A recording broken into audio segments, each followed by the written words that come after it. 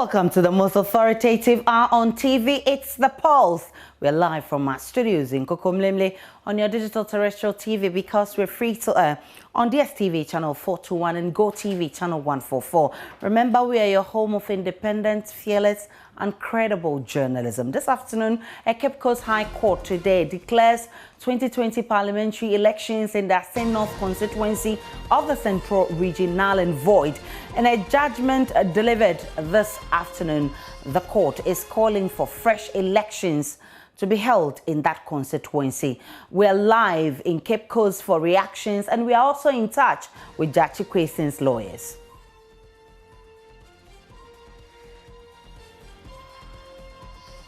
Also this afternoon, President Akufo-Addo sets in motion probe to determine if Chief Justice Kwesi Nyaboa should be removed from office. We have details for you. And University Teachers Association of Ghana, UTAG, to embark on a strike from Monday, August 2, if government does not take immediate steps to address what it says is the worsening condition of service of its members. We have details of the demands by the association and response from the National Labour Commission. My name is Aisha Ibrahim. We're also streaming live on YouTube and all our social media handles. Tweet at us at The Pulse and also tweet at me at the Nana Aisha. It's always a pleasure to host you.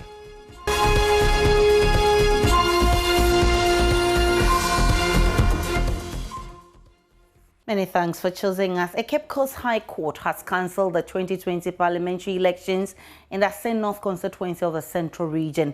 The petitioner, Michael Ankoma Nimfa, contends that the winner of the December 7 parliamentary elections in Assin North constituency, James Jachi Kweson's, held dual citizenship as a Ghanaian and Canadian, and therefore must be restrained from performing the duties of an MP. But after months of arguments in the courtroom, the Cape Coast Court delivered its judgment today, asking the annulment of the vote.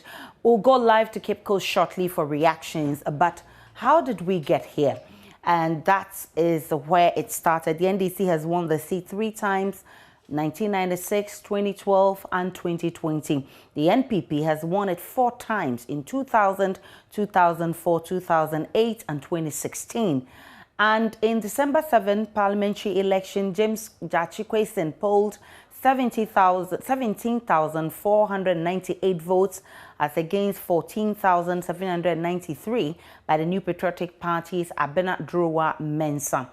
This did not go down well for the NPP. On December 30, 2020, a resident of Assin North, Mr. Michael Ankoma Nimfa, filed a parliamentary election petition at the Cape Coast High Court challenging the eligibility of Mr. Kweson to be a member of Parliament.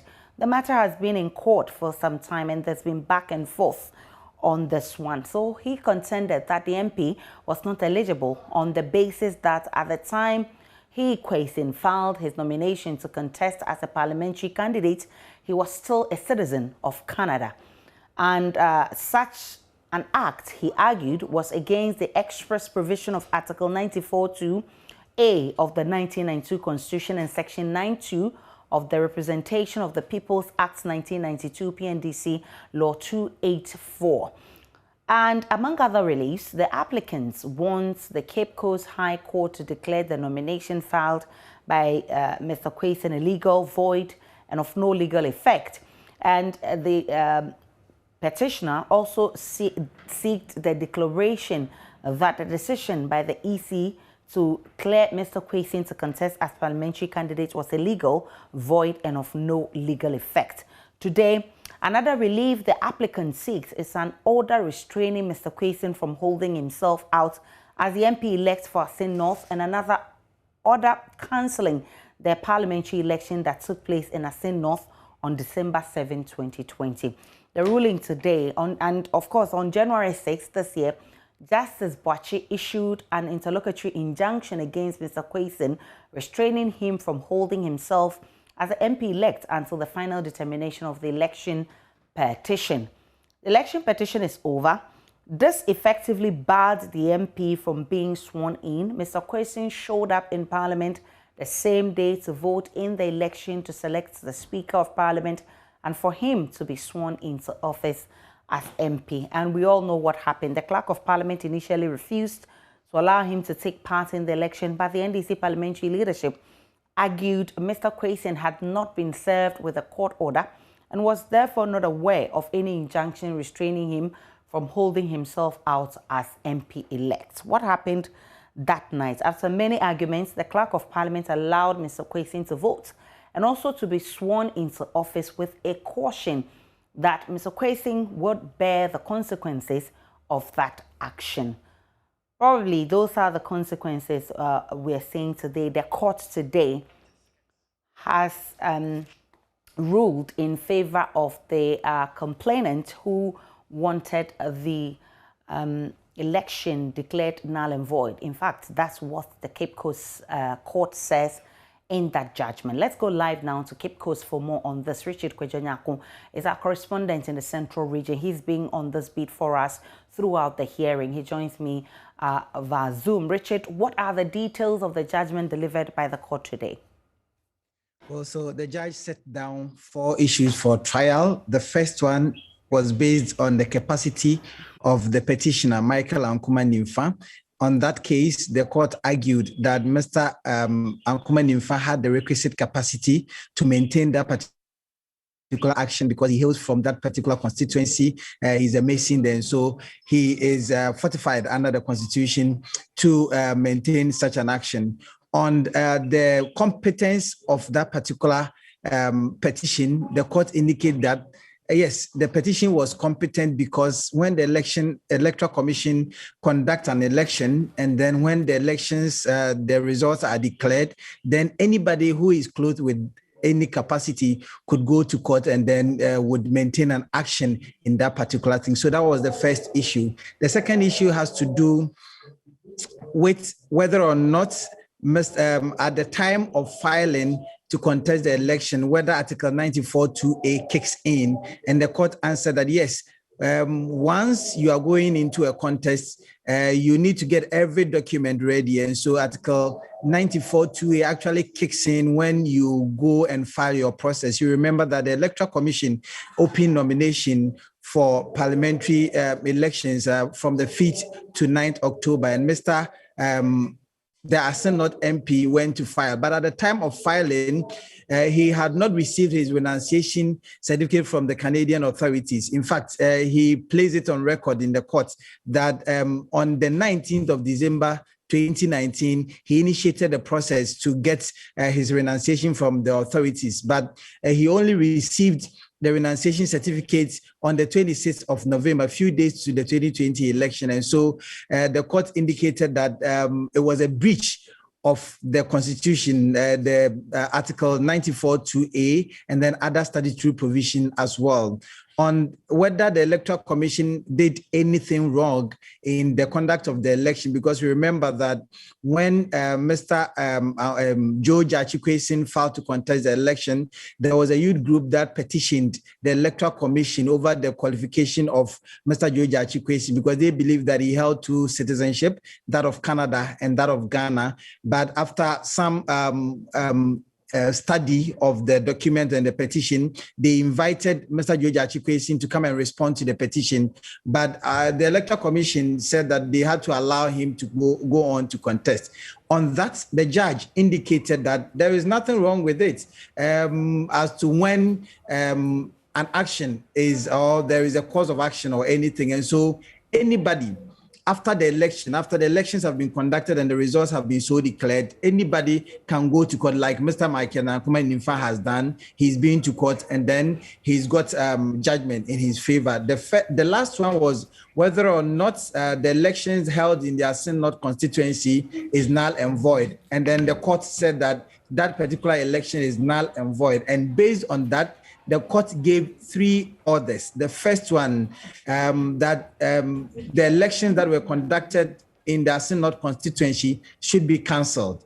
The second one is that the Electoral Commission should conduct fresh elections. And the third one is that Mr. George Achikwesin should not hold himself as the Member of Parliament for the Assin North constituency. And so now that election has been cancelled, and then and now a cost has been awarded against the Assin North MP, and so a cost of 40,000, 30,000 to the petitioner, and 10,000 to the second respondent, being the Electoral Commission. And so that was what panned out in court. But we did not witness that kind of crowd that greeted the court when the interlocutory injunction was held on the 6th of January. But today it was only the police. They were thick in business. They were there in their usual numbers. And then the national executive of the NDC, as well as the region and the constituency executive. So that was really what we saw in court today, Aisha. Kojonyako, what has been the reaction after this judgment? Let's start from the complainants' lawyers to the defendants' lawyers, and then the mood in town.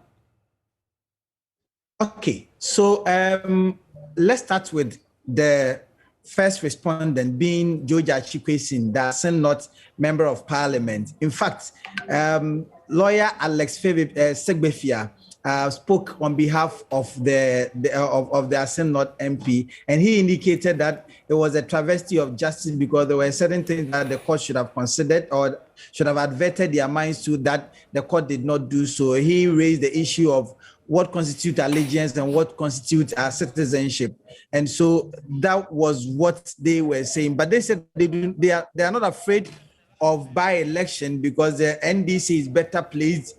If a by-election is even conducted in that constituency, they win the seat any day.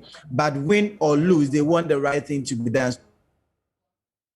Let's listen to Alex Segbefia and we'll continue with Kojonyako.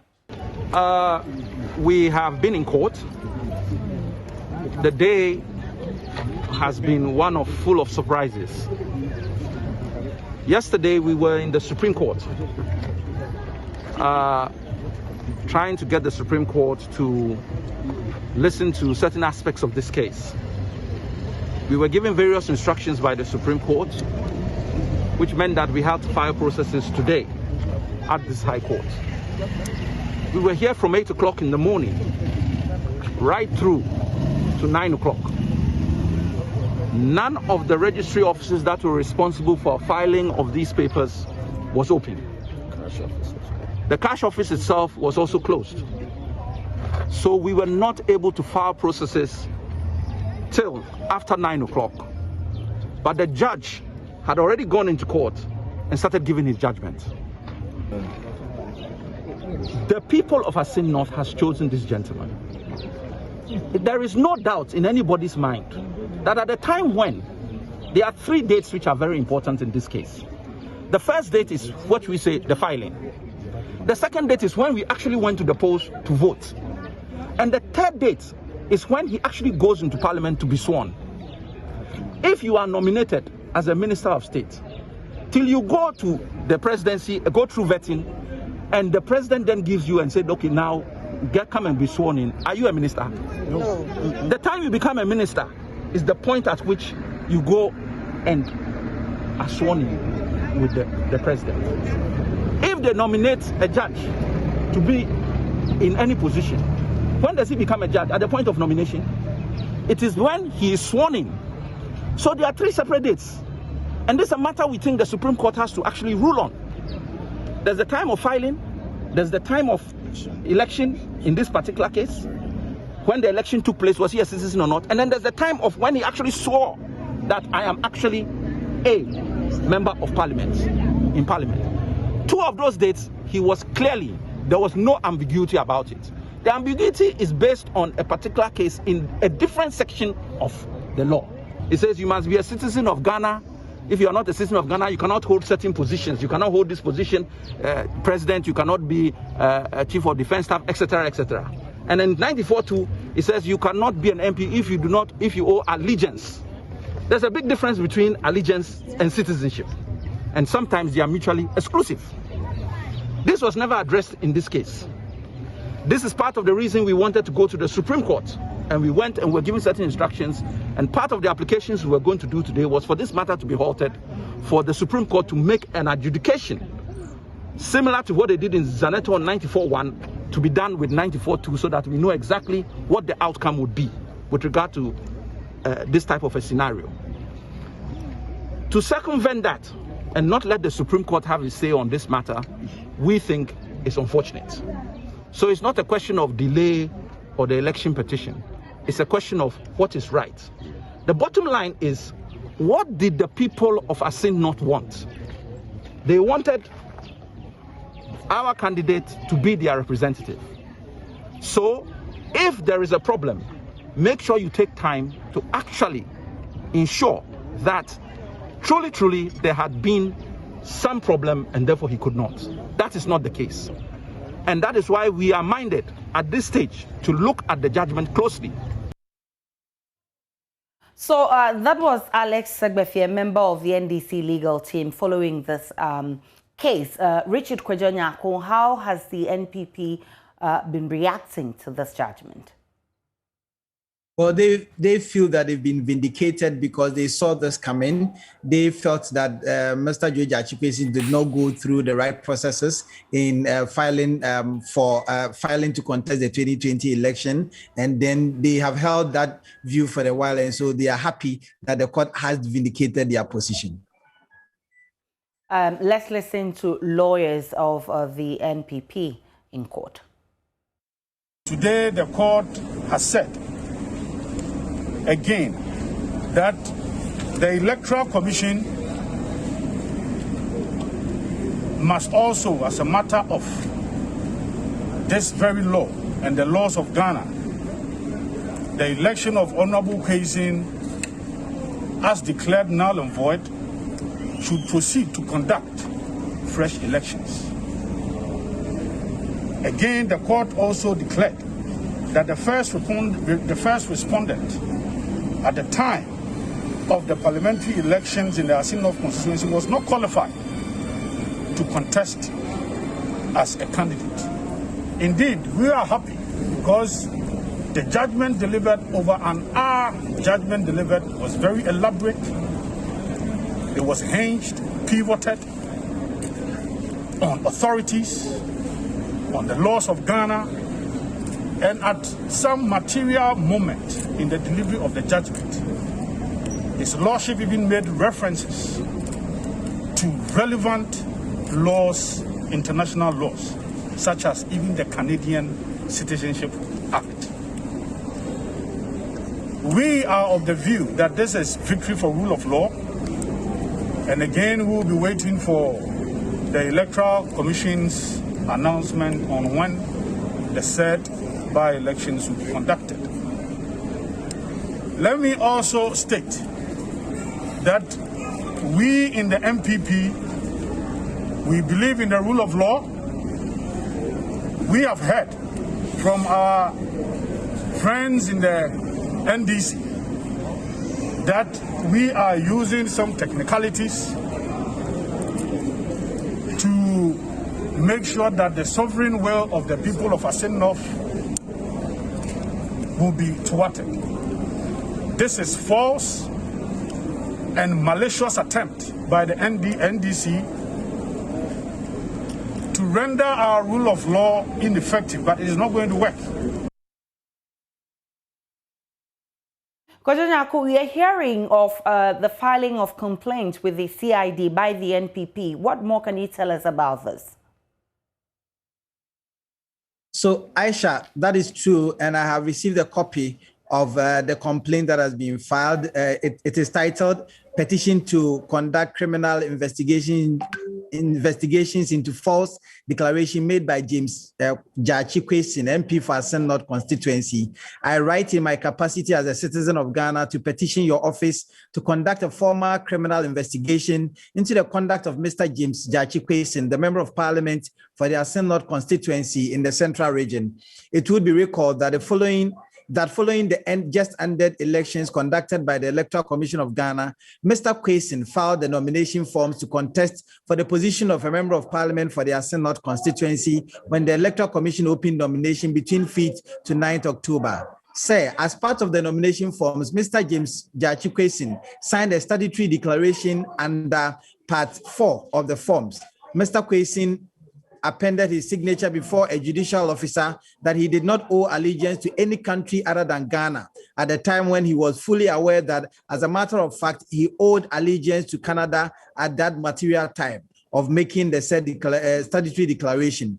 Sir, it is also interesting to point out that in his quest to acquire a Ghanaian passport on 30th July 2019, Mr. James Jachikwesin was asked whether he held a dual citizenship, but he answered in the negative, when in fact that at the time of filing the said Ghanaian passport application forms, he was holding on to the Canadian citizenship. So this was filed by the NPP Regional Secretary, Richard Tichimesa. And so this is the new development that has cropped up after the judgment of the High Court.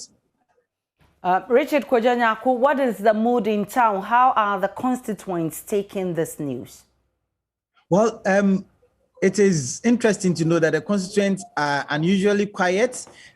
You would expect that there would be, this judgment would be greeted with this reaction or that reaction, whether they are sad or whether they are happy. But in this particular case, they are going about their normal duties. The reaction has been very, I mean, there is absolutely no reaction from them because you cannot gauge whether they are excited or whether they are sad about the decision that has been taken. I guess that they wait for whatever would happen. If it is a by-election, then they go with it. If it is also an appeal that will be triggered by the legal processes, then they will also go by it. And so that is really the mood here. But at the court premises, I mean, you could get two sides. The MPP obviously excited, and then the NDC, expressing shock at the judgment that was delivered by the High Court. Richard Kojanyaku is our man in the central region. We're still monitoring reactions coming from all quarters, and we'll update you on what next for Jachikwesin's party. Right now, lawyer Bobby Banson joins me on phone for a conversation. Mr. Banson, you've been following this case in court. What's your initial reaction to this judgment? Good afternoon to you, to your viewers and your listeners, and thanks for having me. I think that it's a further development in our legal jurisprudence on election petition disputes and how judges should go about it and the consequence results that may arise from such disputes. I think this is not the first time that a candidate has been stripped of his appointment or rather election because of issues of dual citizenship. I think that it would let every person seeking political office in Ghana be aware that there are people who will be watching you, whether for good reasons or for bad reasons. As long as you do not meet all the legal criteria, it may pop up one day. And so that people must always watch their back and make sure that they meet the criteria before they put themselves up for such political appointments, or for such public election processes. Already, there are concerns that the judge erred in the ruling. Kweku Azan has been reacting to this one. I mean, what's your view on this judgment? Well, I would not want to speak to whether the judge erred or not, because I have not seen the entire evidence, apart from what has been floating up on media.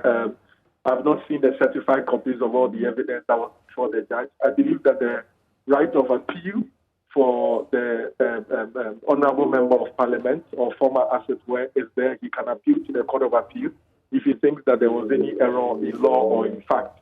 So I would not want to speak to whether the judge erred or he did not err. I believe that whatever decision he gave must have been reasoned based on his version and analysis of the evidence that was put before him. If an affected party believes that the judge had erred, they have a right to appeal to the Court of Appeal, which is the final appellate court in respect of such matters. Now, if you were a lawyer for Jachikwesin, what would you recommend? I mean, looking at how the case has traveled. Well, definitely he would have to exercise his right of appeal if he feels strongly that something had happened within that period. But, you know, it is a political position. And so you don't only consider the legal consequences of your actions, you also consider the political consequences of your actions. Would you continue to deny the people you want to serve an opportunity to have a member of parliament whilst you pursue your agenda to have yourself reinstated as a member of parliament? So even though there may be the legal avenues available to him, I believe that the political party on whose ticket he stood for the elections will also have some political opinion on the subject, because it is him as a person that has been disqualified, not the NDC. And it is not as if the judgment had said MPP had won the elections. So even though there are legal options, which is the right of appeal, you would ask yourself the political implications of that step. And I believe that he's surrounded by people who are better versed in those matters to give him the best advice under the circumstances. I'm grateful, lawyer Bobby Bansing, for your time this afternoon. Thankfully, we are joined by Mr. Alex Segbefia. He's a senior member of the opposition NDC, whose candidate will now have to relinquish his seat and make way for the by-election. He himself was in court today. Mr. Segbefia, I'm grateful for your time. What next for the NDC in this case?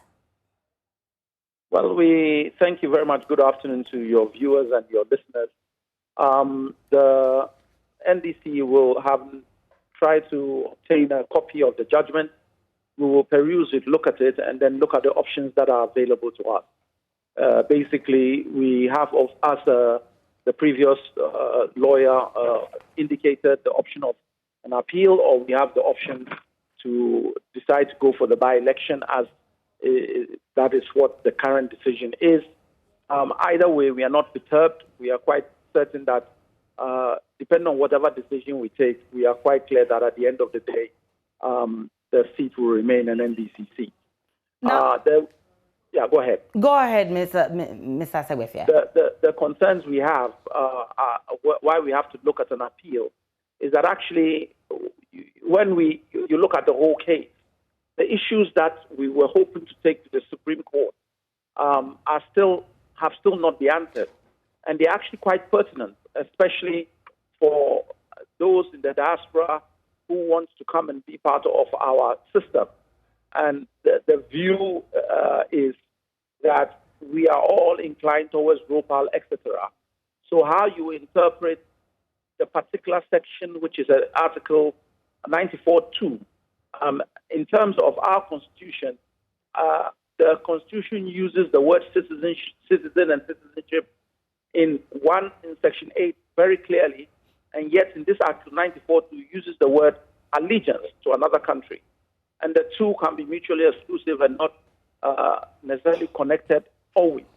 And therefore, it is clear to some of us that aspect of it should have been made clear within the judgment to clear certain things, because the fact that somebody is a citizen does not necessarily mean that he has allegiance to a particular state or a particular country. And citizenship is not easily lost because people don't want to be made stateless. However, if the fact that you still belong to a state does not necessarily mean that your allegiance is with that state. And you can also give allegiance without actually being a citizen. So there are two separate terms, and the framers of the Constitution were clear when they used citizenship and when they used allegiance. This has not been made clear, and we were hoping that the judgment would actually touch on this, and it did not. And so for us, it's not simply the question of our candidate being just the MP. There are wider and bigger questions. We simply ask if the MPP had been a party that is talking about ROPAL and bringing the citizens on board and the rights to vote, etc., why is this that this is an issue? Do we want a representation for the people? At the time when this man swore in as became the MP in question, he was a citizen of Ghana and only a citizen of Ghana, and had allegiance to only one country, Ghana. At the time when the people went to vote, he was a citizen of Ghana, was only had allegiance to Ghana, and that is the position. However, it is true, and that is the point the judge makes, that the point at which the filing took place, he had not got a certificate saying he was no longer a citizen. However, the fact that he didn't have a certificate saying he was a citizen does not of itself mean that his allegiance was still with the country to which he was a citizen. He could easily have relinquished that by other means. And in order for that to happen, it would have required some form of cross-examination as well. which was denied. The judge took the view that this was a matter that should be dealt with on legal issues. So from even a legal perspective, it raises very interesting jurisprudential issues with regard to interpretation and things of that nature. But our efforts to have the matter set aside, or not set aside, but to have the matter delayed or postponed by an application this morning was thwarted, because even though we were in court from 8 o'clock to 9 o'clock waiting to file, both the registry and the court pay office were closed. The moment the judge got to court and started reading his judgment, they opened, allowing us to file the applications we had at that point, and to stay his hand on reading the judgment, and also to stay his hand to be also put in our final statement. So what happens to the Member of Parliament, Jacha Kwesen? Will he still go to Parliament as he take a decision on what to do? Right. No. I'm grateful. At the moment, as it stands, the court has ruled clearly that he's no longer to hold himself out as a Member of Parliament. We have to now look at it, advise ourselves, and there are legal options which in some ways could actually potentially, if we do go for an appeal, there are other applications we can make which have the tendency or the possibility of reversing that to such time that the appeal is over, or suspending it, depending. And then we will know where we are. But the decision as to whether we go for an appeal or not is still in abeyance. We, as individuals, don't make those decisions. The senior lawyers who look at it, don't look at the judgment, and a decision will be made one way or the other where we go from here.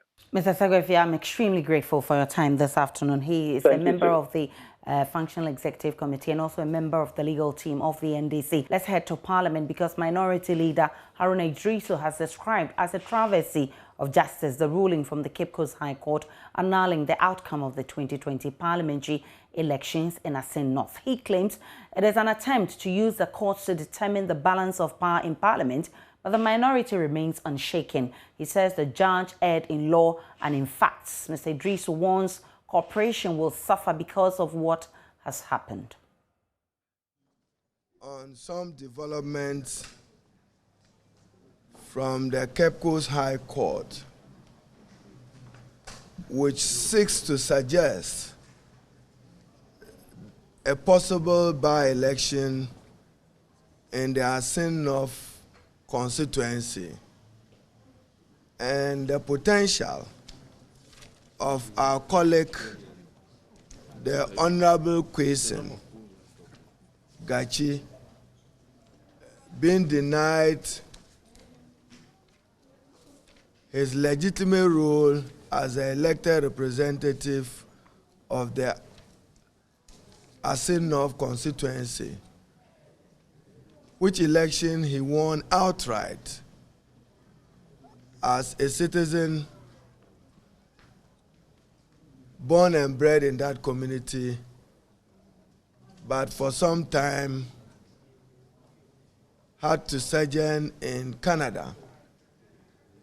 He subsequently, as I understand, renounced his citizenship, expressed so far back 2019, got his certificate at least before the elections. His renunciation certificate was before the elections. We in the minority remain unshaken. We are confident that it is our seat, it will remain our seat. Our first is to use the same legal processes and legal forum and opportunities available within the Constitution. We will contest the ruling. The judge erred both in law and in fact. It's a travesty of justice. But what is worrying, we don't want to believe. But Majority Chief Whip in Parliament, Frank Anodom, says the ruling vindicates the position the NPP side has held since 7th January that John Jachi Kwesen was not validly elected. He says the minority leaders claim that there is an attempt to alter the balance of power in Parliament is unfortunate.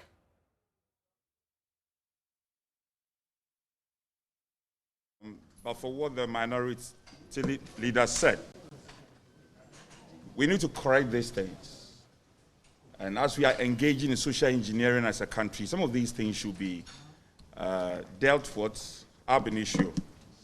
Ladies and gentlemen, it's important for us to recognize that if you recall, even before we were sworn in to be part of the 8th Parliament, ab initio in the chamber, we as members of the majority raised issue of eligibility related to the Assin North Member of Parliament elect then. If you recall, there were dramatic representation even from our side. And we had cautioned the implication of that decision for the member to sit in and be part of that decision making on that day. Each one of you will bear witness.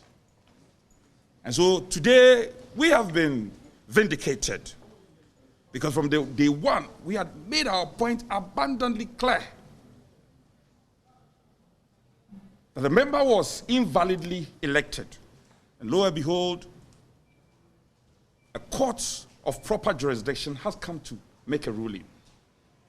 Now, I respect the minority leader, but for him to say that rubbing in government influence and the likes is totally flawed and should be rejected ab initio. We think that if you look at the provisions in our law, the pieces of legislation as well applied, Article 94(2), Section 92 of the Representation Act, and then the Canadian Citizen Act, all put together, were the anchor of the ruling from the court. Now, be it as it may, any law-abiding citizen, when there is a court ruling and you don't agree in law, you need to file a review or go for an appeal. Don't bring in the executive.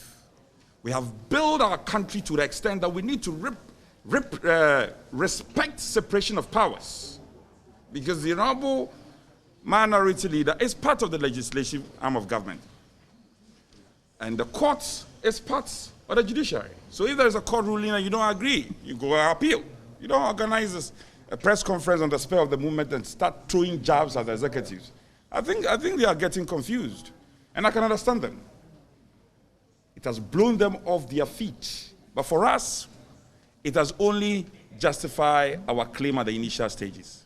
So we will advise the minority, if they have any basis to expect a ruling otherwise, all they need to do is to subject themselves to the process. And let's see what will happen from the law court. So it's much ado about nothing. We can understand that this has unsettled them, but if they had reflected upon it deeply, especially the day of swearing in, they will have realized that they were going on a wild goose chase. Let it be a lesson to them. And let's respect the sanctity of our law court. When there is a decision from our court, we should subject ourselves to the due process, and where we think that we can make an appeal, we make necessary appeal accordingly. I thank you, ladies and gentlemen.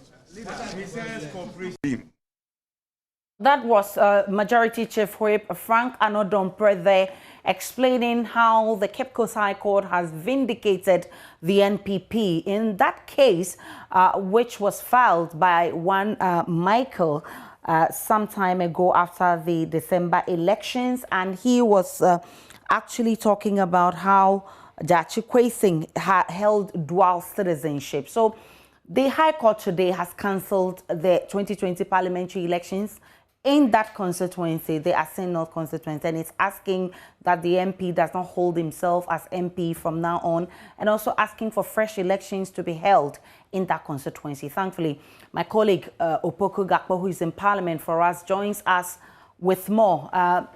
Joseph Opoku Gakpo, we've heard from the minority leader, Haruna Idrisu, but how are his colleagues in Parliament reacting to this judgment?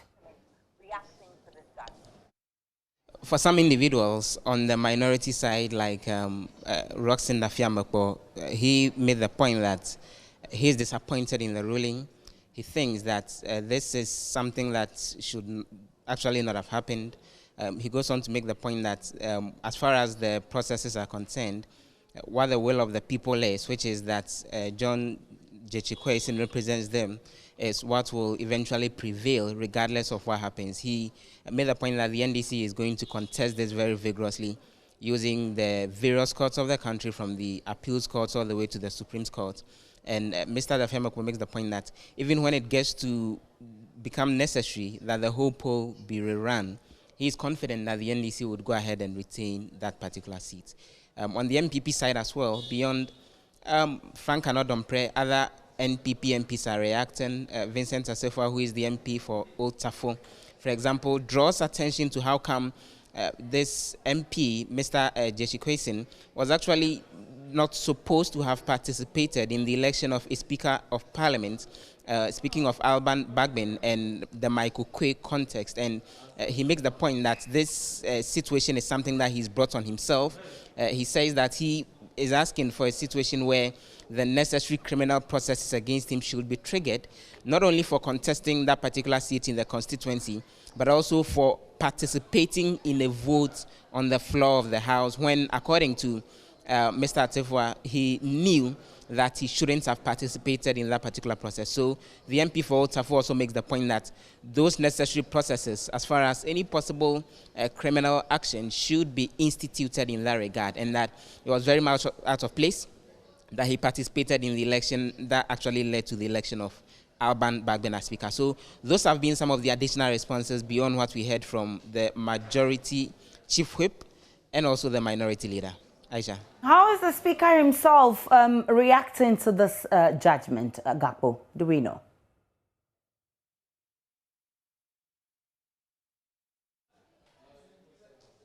If you can, I'm asking how the Speaker himself is reacting to this judgment. It's not something that has come up yet on the floor of the House.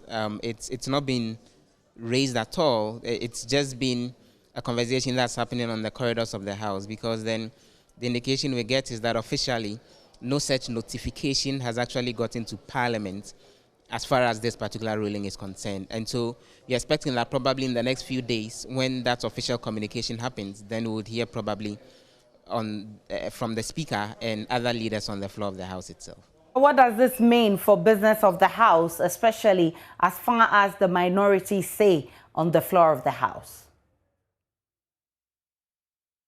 Warning that's gone out from the minority leader, Haruna Idrisu, that going forward, cooperation will be affected by what has happened as far as the ruling of the Cape Coast Court is concerned. He refused to respond to further questions on what he meant by that, but speaking to some of the other minority MPs, they make the point that there shouldn't be a deliberate effort to actually get them out of Parliament, and government, in doing that, allegedly should be expecting that they would cooperate in terms of getting government business done on the floor of the House. So that's the kind of warning that's actually going out from the minority side, that when it comes to compromises and putting their heads together to get work done, this ruling would affect it to a certain extent. But Frank Anodompre has been responding to that as well, and he makes the point that no individual should see him or herself or themselves as bigger than Parliament as an institution, and that they on the MPP side will do what they need to do to continually get government business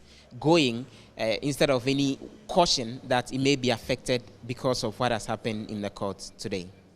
Joseph Opoku Gakpo is our man in Parliament. We're still monitoring events in Parliament. Definitely we'll bring you updates in our subsequent bulletin. We're live on the pulse. We'll take a break.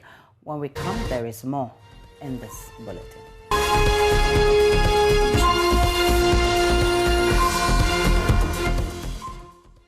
Welcome back to The Pulse. Now, let's talk about education, because there are challenges with accommodation in various colleges of education in the country. According to the Colleges of Education Weekly Journal, most of these schools have turned dining halls and science laboratories into halls of residence.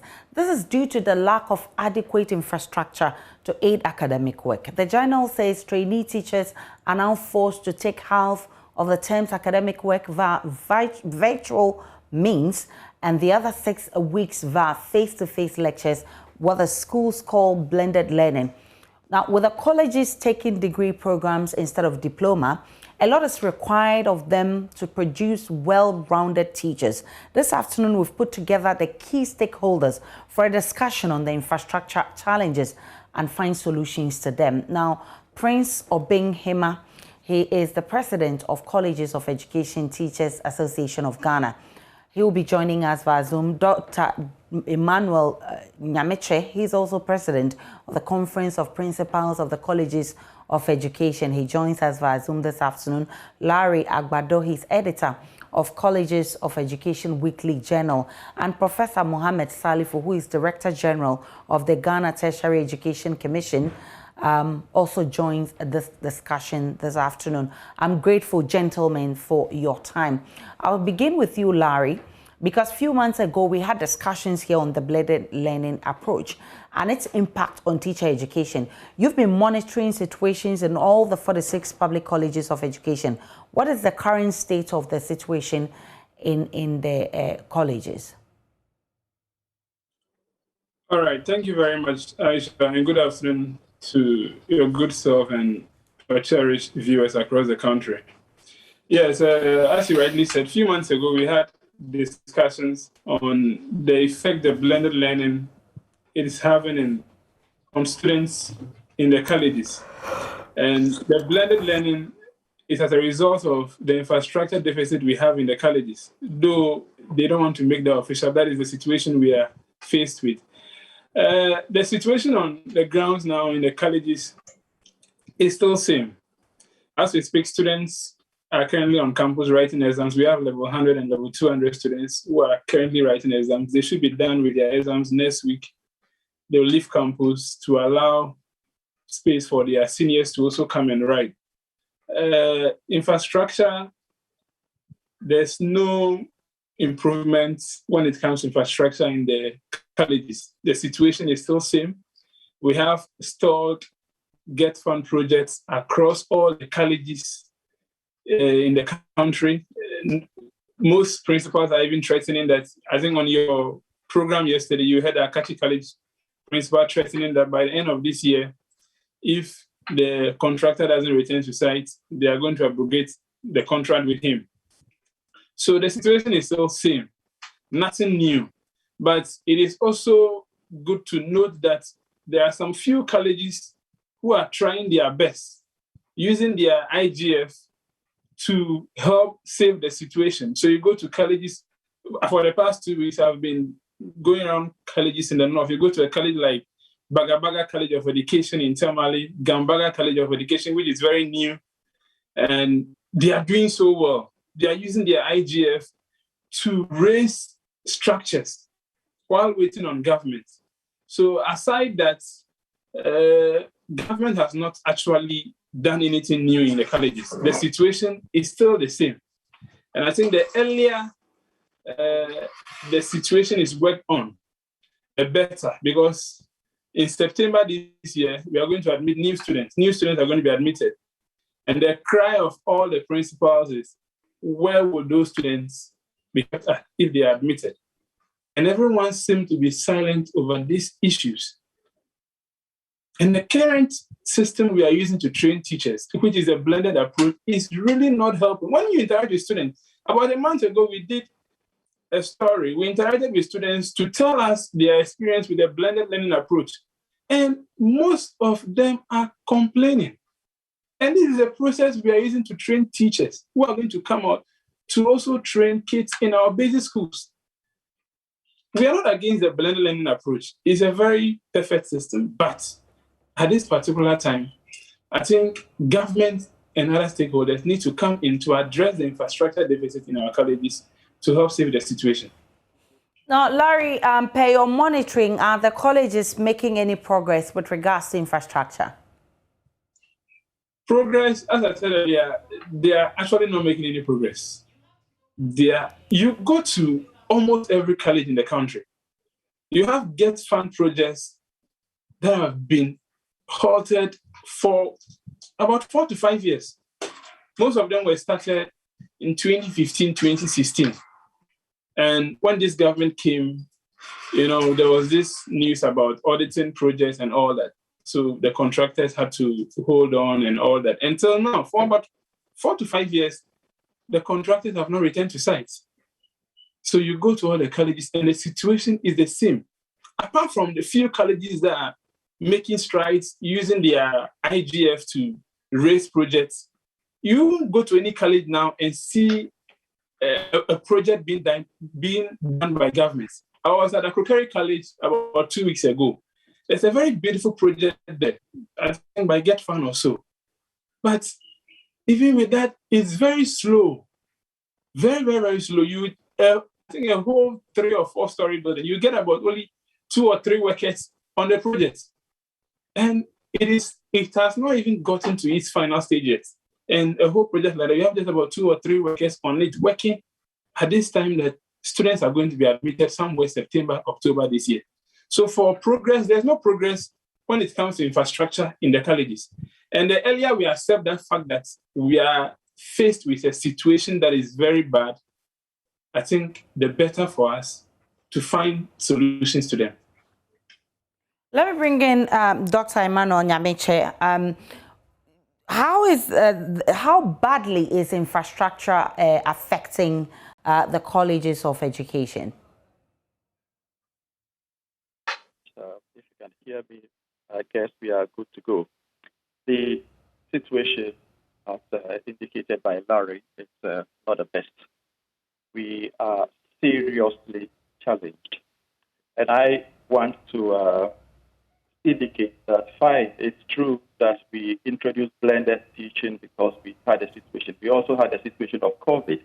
And so that also meant that we had to, as it were, observe their protocols. And so there was a need for us to introduce this process so as to ensure that we still have our students learning, whether they are at home or they are on campus.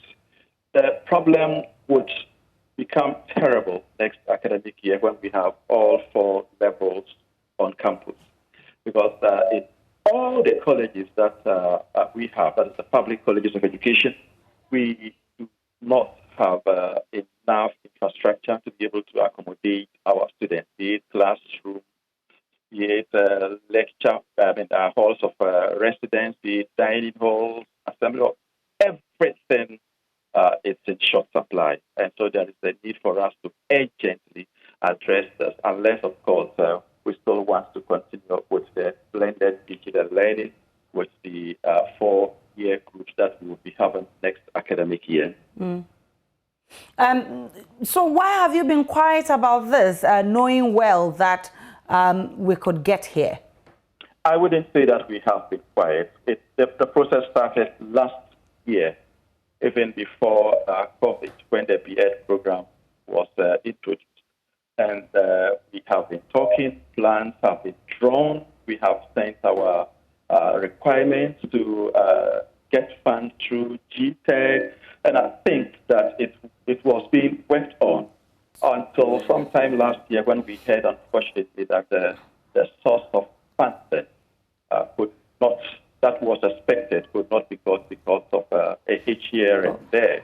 And so it doesn't mean that we have been talking with GTEC, we have been talking with the executive, the director general, we have been talking with the minister, and anytime we talk, the assurance is that something will be done.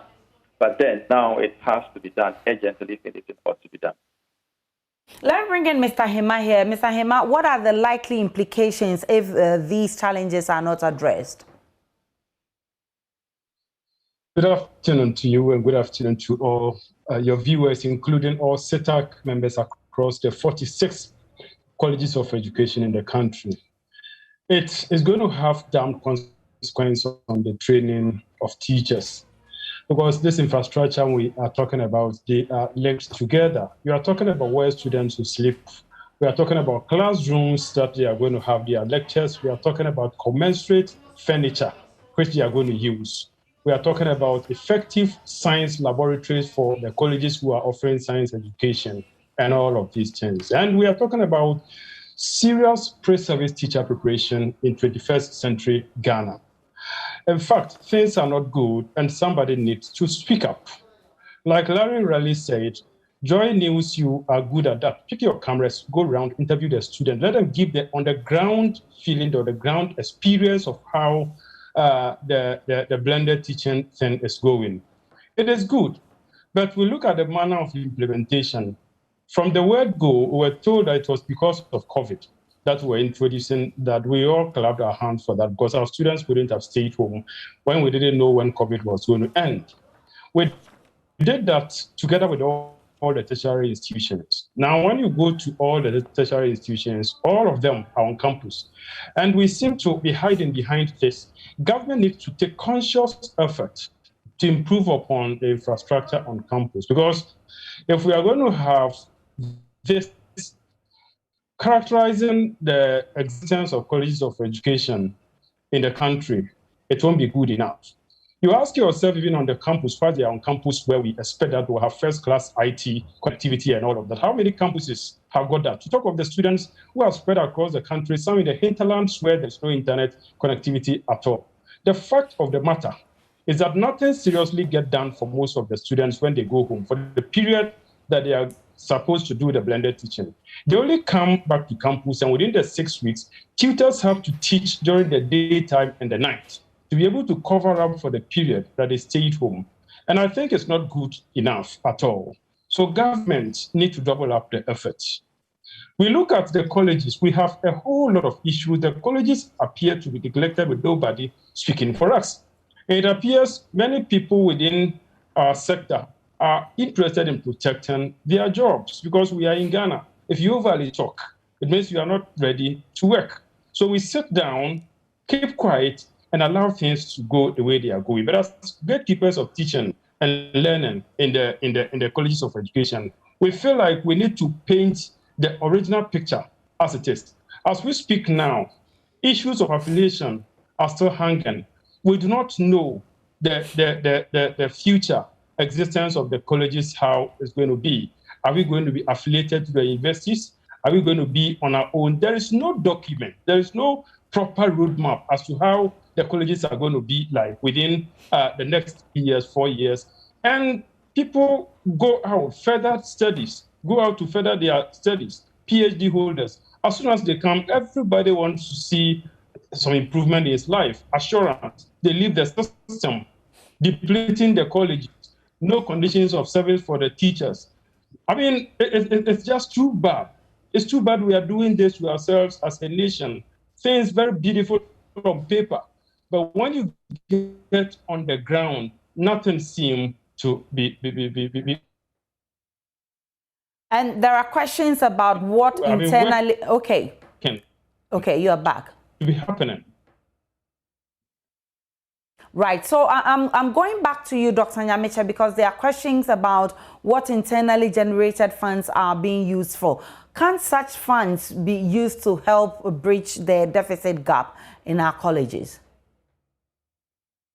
To do that. If you go to Bagabaga College of Education, yes, they have a nice structure there, as Larry has indicated, but it's taking them 4 years to be able to do that. If you come to the colleges, the levels of fees paid by our students is not something that we can use solely for infrastructure development. Even if we do, there is no way we're going to finish this within 1 year. And we have other concerns too. We have STS, we have all other things that we need to do as administrators of the colleges of education. And so if we rely solely on our IGF, there is no way we're going to be doing anything meaningful in the colleges because we cannot, within 1 year, put up a structure. And we need these things before the start of the next academic year. And here is the case that this academic year has ended. We need to start a fresh one. We need the facilities before the fresh academic year begins. And this is the situation where also we would get the money when students are coming in. And before they come in, there should be an assurance that they have places where they would have their lectures, they should have accommodation, they should have places where they would eat comfortably, there should be places of convenience, a whole lot. But I would term some of our colleges as advanced senior high schools, excuse my French, but that is the situation on the ground. It's such that something ought to be done now. And looking at the situation, would you be able to admit more students, or would you consider reducing your intake for this year? It depends on the roadmap that is drawn. If we're going to do a system where we call 2 in, 2 out, that is 2 badges on campus, 2 outside campus, then fine, we can admit. But if we're going to have 3 badges on campus, I'm afraid we'll have to reduce the numbers drastically the next academic year. Larry, you've been interacting with students. What have they been telling you about the situation with, what they face on campus, and what the effect it has on the training of their teachers?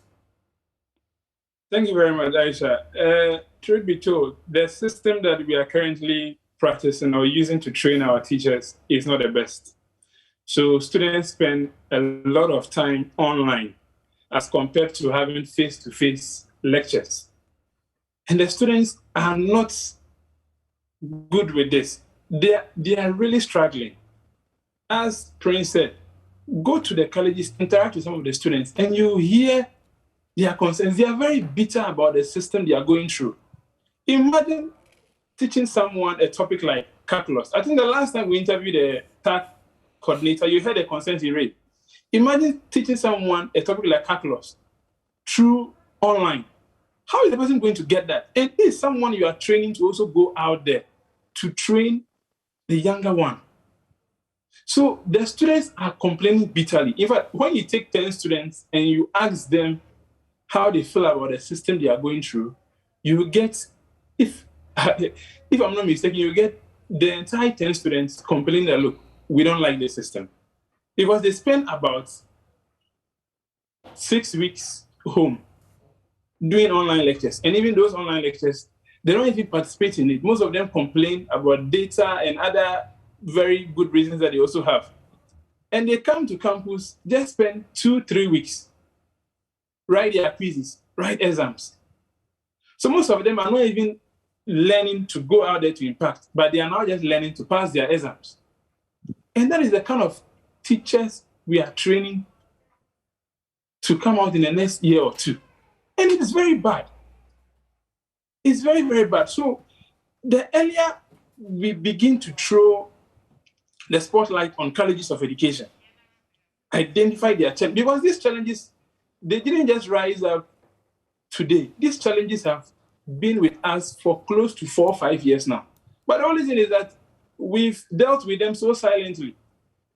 As Dr. Nyamiche rightly said, at the point we even treat the colleges as if they are some advanced senior high schools. But these are fully fledged tertiary institutions now. They are more or less satellite campuses of 5 major universities. So we should give some priority and attention to them. We've had stakeholders. Last week we met the Minister of Education, the Deputy. They've all given assurances that, look, the past few years we've committed resources to free senior high school infrastructure and all that. Going forward, we are going to shift attention to the colleges. But when is that going to start? You and I know that if government should start a project today, it will take some number of years to even complete just a single room. So the situation is very bad on the ground. The students are struggling. They are complaining. And the earlier we have some attention on them, the earlier we have that kind of national discourse to find solutions to the problems in the colleges, the better. Ms. Ahima, what will be the stance of SETA going forward if this situation remains as it is now?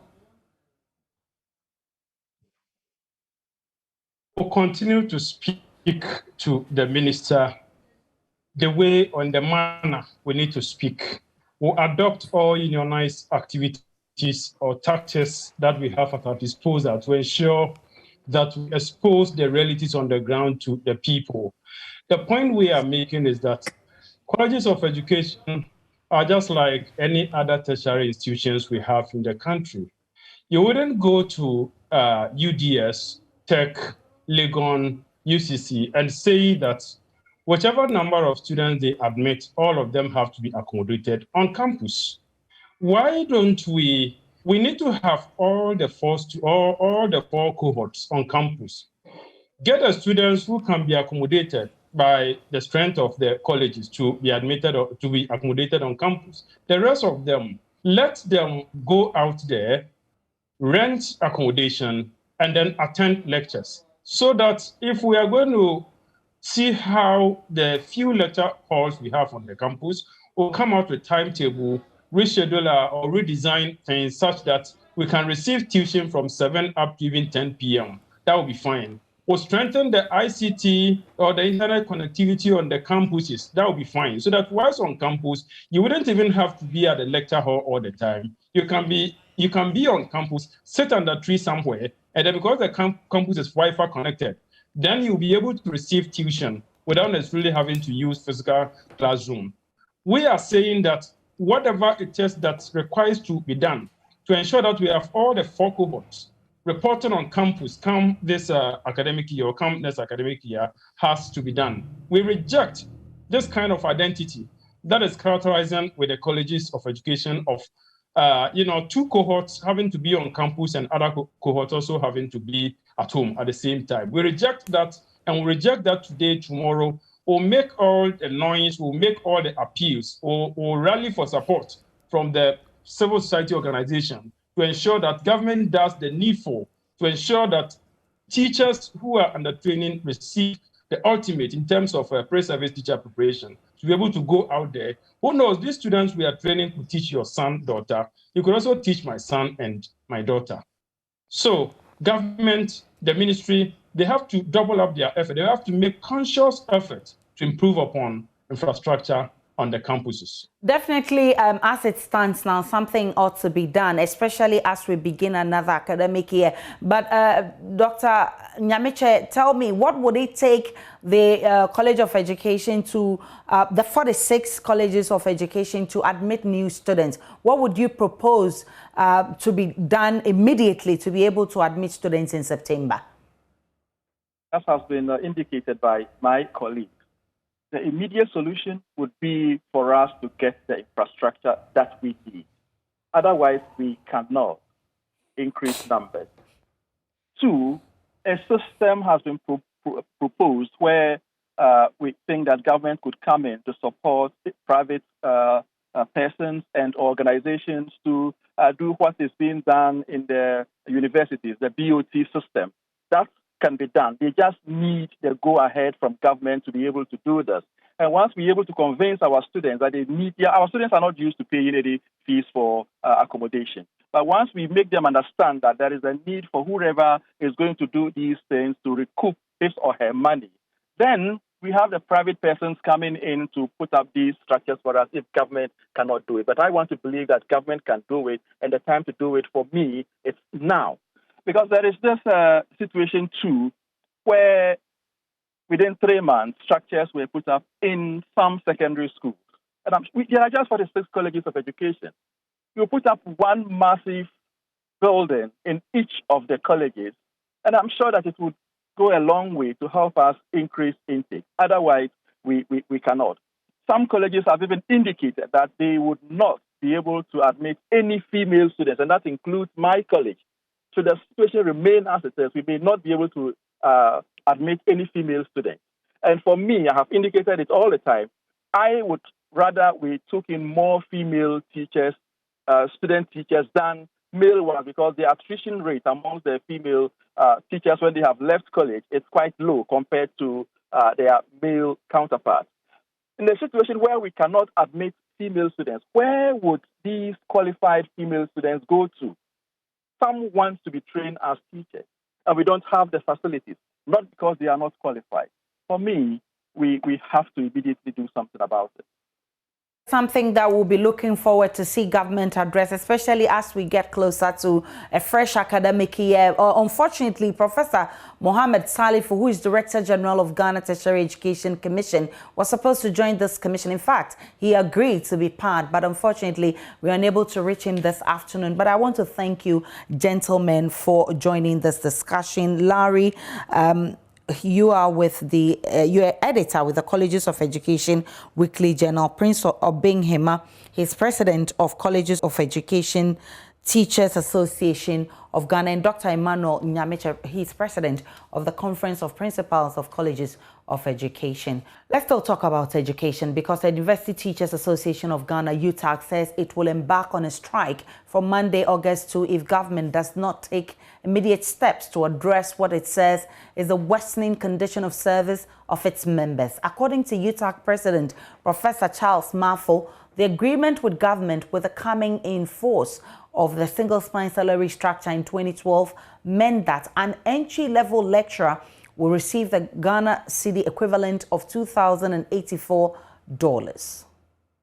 At the beginning of 2020, the entry gross salary, that is the basic salary plus the market premium of a lecturer in the public universities was 997.54. That is how miserable the situation was.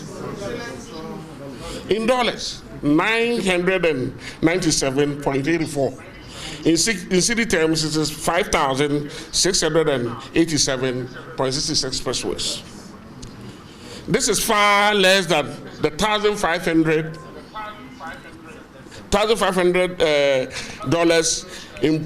that was dollars. That is 6,193 Ghana cedis. And this drop is more than the lecturer's present day take-home salary. I believe you agree with UTAG that this is unacceptable. Further delay in the negotiations beyond the end of July 2021 will compel UTAG to advise itself. We also like to state here that until our demands are considered and met in toto, UTAG would have no other option. UTAG will have no other option than to embark on industrial action by withdrawing teaching, which includes the conduct of examinations and the making of examination scripts, marking of examination scripts, and other related matters, starting from Monday, 2nd August 2021 until further notice. UTAG demands that government should just, and this is very important to us, UTAG demands that government should just restore the 2012 values for the lecturer without recourse to any adjustment. To make it clear, we are not asking for any increment in our salaries. We are asking for restoration. UTAG believes that this demand is appropriate. Beidu's report on the Presidential Committee on Emoluments for Article 71 office holders that was dated June 2020. Ladies and gentlemen, in the preamble of that report, that is Professor Ntiamwa Beidu's report, there is a portion that is of interest to you and to us. At page number 11 of that preamble, and I quote, the committee strongly urges government to also spare no efforts at reducing the wide gap between the highest and the lowest paid public servant in the country. This can be achieved by implementing a roadmap, as was done during the tenure of former President Kufuor, to the health and tertiary education sectors, for enhancing the salaries of public sector workers on the single spine salary structure. The goal must be that the salary earned by every worker should enable him or her to live in dignity. Let's talk about health now. The World Health Organization estimates that in Africa, hepatitis B is a silent epidemic, and around 4.5 million of African children under 5 years old are infected with chronic hepatitis B, reflecting on an almost 70% of global bedding in this age group. In a joint press release by World Health Organization and Ghana Health Service, it has commended Ghana for the prevention of the chronic disease among children by ensuring the immunization program is expanded. Let's explore the situation here in Ghana. And joining me via Zoom is Theobald Owusu-Ansah with the Hepatitis Foundation of Ghana, and Dr. Adwoa Agye Nkansah, who is consultant she's with the Kolebu Teaching Hospital. I'll start with you, Dr. Adwoa Agye Nkansah. You manage most of these cases. How critical is it now since COVID appears to have taken all the attention? Thank you very much. I'm very glad you talked about COVID taking all the attention from these hepatitis patients. And during the lockdown times, most of these patients were staying at home and never came to clinic, some of them up to now. Others also reported with complications. Others could not follow up their medications as they are supposed to, and therefore came up with complications.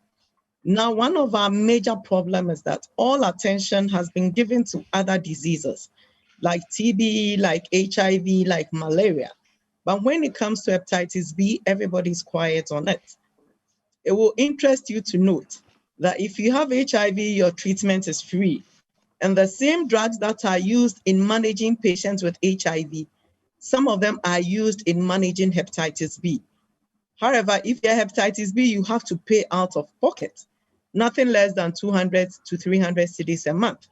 Whereas if you have HIV, it's free.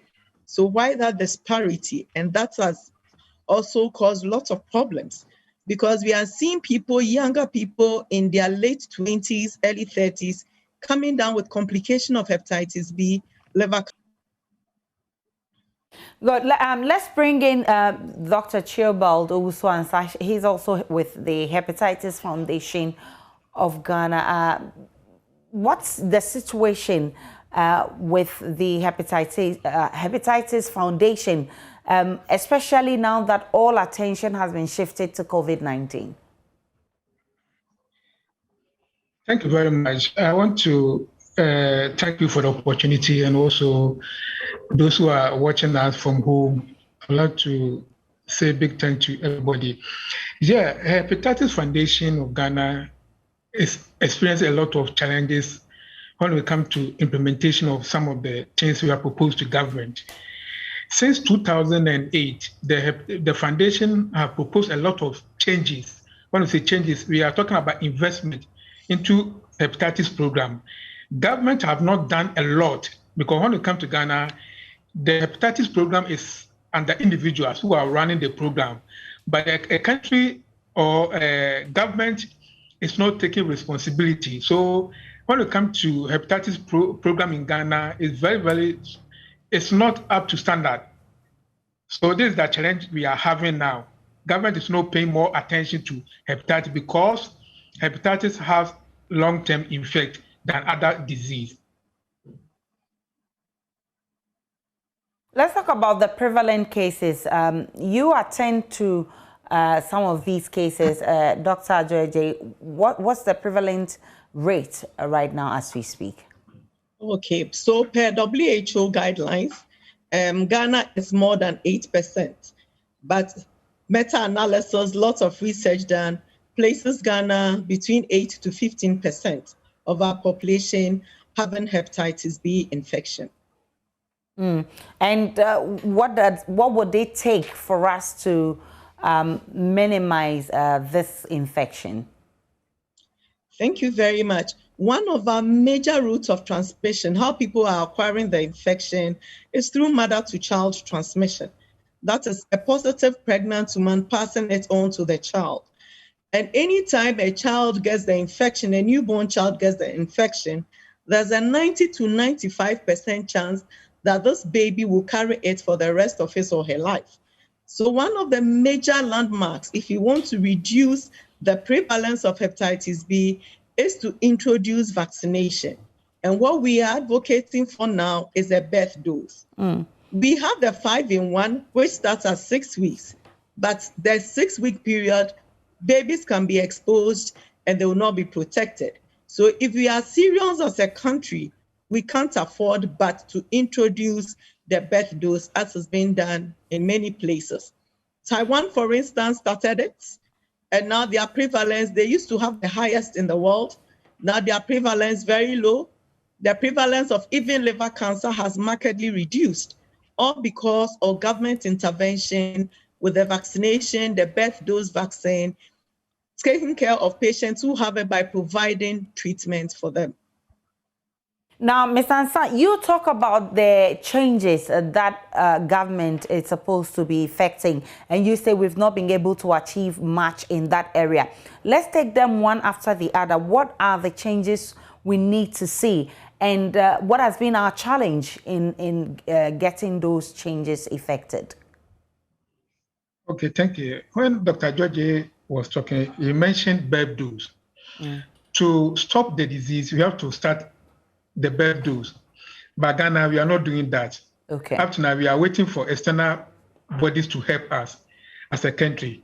Because when you start the birth dose, government will save a lot of costs. But if you wait for people to get the disease, you are going to spend more. So why don't you start the birth dose and cut the cost? But you have to wait for other people, the people to get infected before you start treating them. And like, as I said, there's a lot of economic burden on the patient now. What the government can do is that now HIV test and treatment is free. I have seen some of the donors who are ready to come on board, but they are saying that they want government to take ownership of the hepatitis program like HIV and malaria. So government have to take ownership before they can come in to support. When you go to Uganda, they are buying their drugs $10. $10 in Ghana cedis about, let me say, 60 Ghana. So government should take ownership and the drugs will come down. And when you go to the teaching hospitals, we have the PCR machines who are there sitting idle for only HIV test, which we can use the same machine to do hepatitis B test. But we are not using that. When you go there, they will tell you this one is for only HIV. Now, most of the device or most of the machines can run TB test, can also run the same hepatitis B test. But we are not using that. So it is bringing a lot of economic burden on the patient. That's why a lot of people don't want to go for the test. Because if I tested positive now, what next? Who's going to take care of me? So the government should take ownership and make sure that they invest money on hepatitis. Because my mother in the village cannot wait for testing. My pregnant wife cannot wait for vaccine. So we are all waiting for government to take ownership. Then we will move hepatitis forward. Otherwise, it's like we are walking like a tortoise. We are going slow. So are we going to achieve 2030 target set by WHO? Ghana is not ready to achieve that target. And I'm happy you talk about the 2030 target, which you say Ghana is not ready for. But Dr. Adweje, what is the challenge? Is it the case that mothers aren't allowing children to be vaccinated? Or is it that we don't have systems in place? And thank you very much. For instance, when we take syphilis and HIV, it is part of the investigations that are done for every pregnant woman. So this is the dual prevention. Now, what we are saying is that we can add a third one, which is screening all pregnant women for hepatitis B. That is the triple elimination, using that to eliminate hepatitis B. So that you know that once you are pregnant and you are coming to a health facility or in any part of this country, hepatitis B surface antigen, the test will be done. And then if you are positive, you continue with care. And then if you are negative, you can have your vaccine, your baby can also be protected. But what we have realized is, if a mother wants to do it, you have to pay out of your pocket. So whatever you are doing with regards to hepatitis B is out of pocket. And the support in terms of health insurance, it's so minimal that we can't depend on health insurance to do all that. And this should be a program, we should take a programmatic approach where, like we have the other programs, the viral hepatitis program should be whipped up in terms of finances, in terms of manpower, everything, so that we all put ourselves in and protect people. Now, let's look at what the dangers will be if we really let our guards down. Now, with the dangers, one of the things is that when you have hepatitis B, you may think you are fine, no symptoms at all, you are walking around. And the first time you get to know you even have hepatitis B will be when you have complications. And what complications am I talking about? Cirrhosis is one of the complications. That is when the spongy nature of the liver is lost and it becomes like a scar. So the functions of the liver, like helping the blood to clot, like avoiding people having fluid in their abdomen, their feet swelling, jaundice, etc. So once the liver is not working well, then that is a complication. The most feared complication is liver cancer. And per all the researches done in Ghana, all the liver cancers, majority of them are from hepatitis B. And it will interest you that the peak is 42 years per the research. So people in their productive age group, 42 years, are losing their lives from preventable disease like hepatitis B infection. And that is, for a country, I think, no, it's not the best. We need to set up. This is definitely not the best. Ms. Assin, what are the measures that should immediately be taken to stem the tide? The measures is we have to introduce BEV dose. If government introduces BEV dose, it means in the next 10 years, the country will be free from hepatitis. So we are telling government to introduce BEV dose and make sure that those people who are also living with the disease are also linked to care. Because if we leave them, they will go back and infect people with the disease. So we have to link all of them to care to make sure that they get access to a quality and affordable treatment. Otherwise, at the end of the day, we are not doing anything. So government should introduce, first thing we have to do as a country is introduce BEV dose. I'm grateful for your time this afternoon. Theobald Owusu-Ansah, he's with the Hepatitis Foundation of Ghana, and Dr. Ajua Ejane Cancer, she's consultant with the Kolebu Teaching Hospital. Now, President Akufo-Addo has set in motion processes geared at determining whether or not Chief Justice Kwesi Enini-Yeboah should be removed from office. This follows a petition by pressure group Alliance for Social Equity and Public Accountability, ASEPA, demanding the removal of the Chief Justice. The Chief Justice has been in the news in recent weeks following allegations by private legal practitioner Akwesi Afrifa that he had asked for a $5 million bribe to deliver a favorable judgment in a case involving his client. The CJ has since denied the allegations and asked the police CID to probe the matter.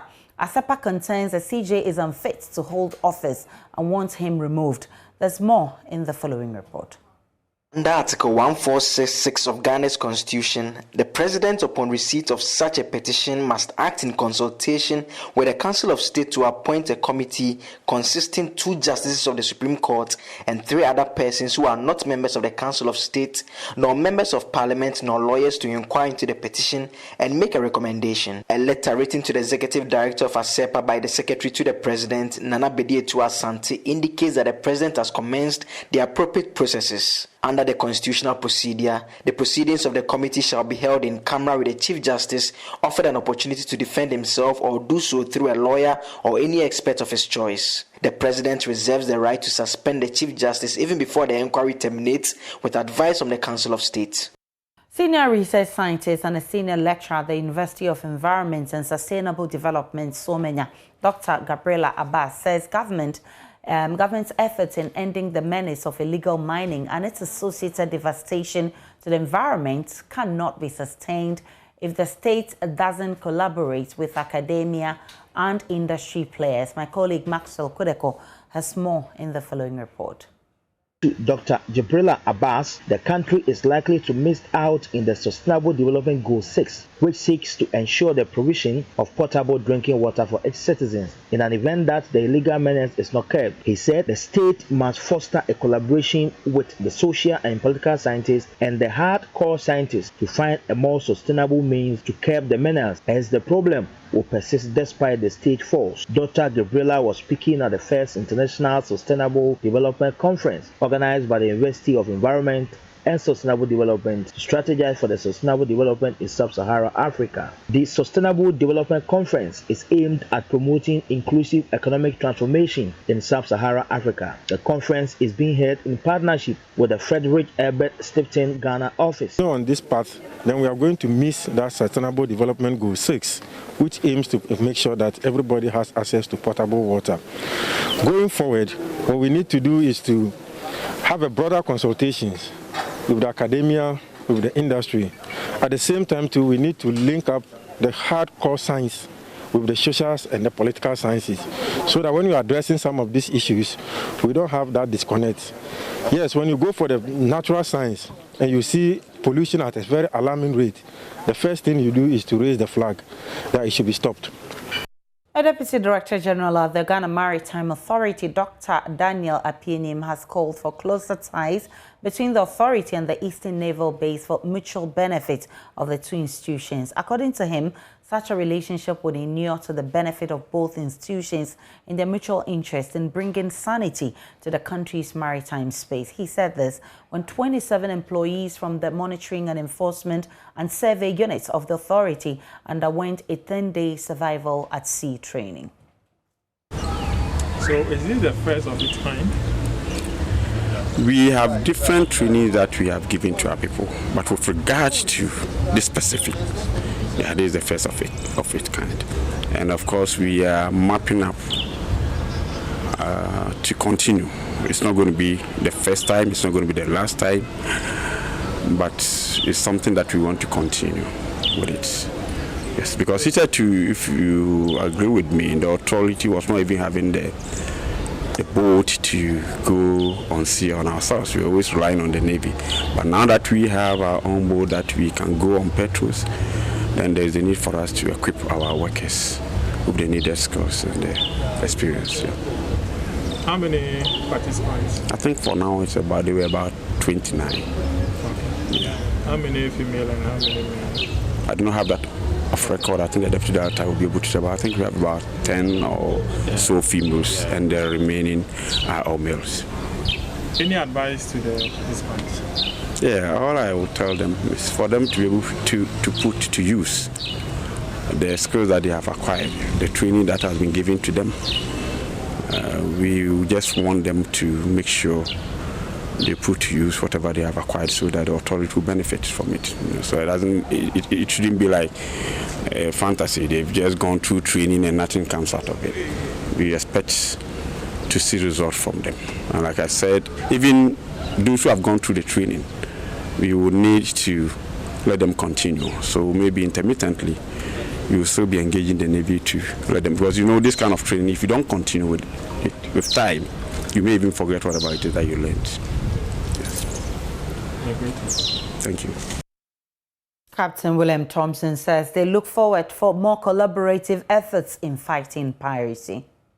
People who engage in piracy also engage in illegal transfer of fuel. They engage in using, they are always involved in smuggling, use of transfer of weapons, gas, illicit gas, and abandoned food. They are uniting in undermining the security of the state. So it's appropriate in the right direction. The agents that see the interest of the nation also cooperate as we. So we are very grateful to Ghana Maritime Authority for strengthening the cooperation between the authority and the Ghana Navy. And let's do all our best so that we continue taking our cooperation to the higher of the level for the interest of the nation. Over the years, the collaboration and support of the Ghana Maritime Authority has been phenomenal. It extends from the sea to the border lake. You can't tell the number of flights that we have saved, the number of people we have saved from drowning in overloaded boats on board the canoes on the water lake. Accidents on the water lake have been reduced to a minimum, if not eliminated, because of the cooperation or the support of the Ghana Maritime Authority to the Ghanaians. And we thank you very much for that. And that's how we part company this afternoon. My name is Aisha Ibrahim. Many thanks for watching The Pulse. For more news, log on to myjoyonline.com. You have updates of all the developing stories. Enjoy the rest of our programs.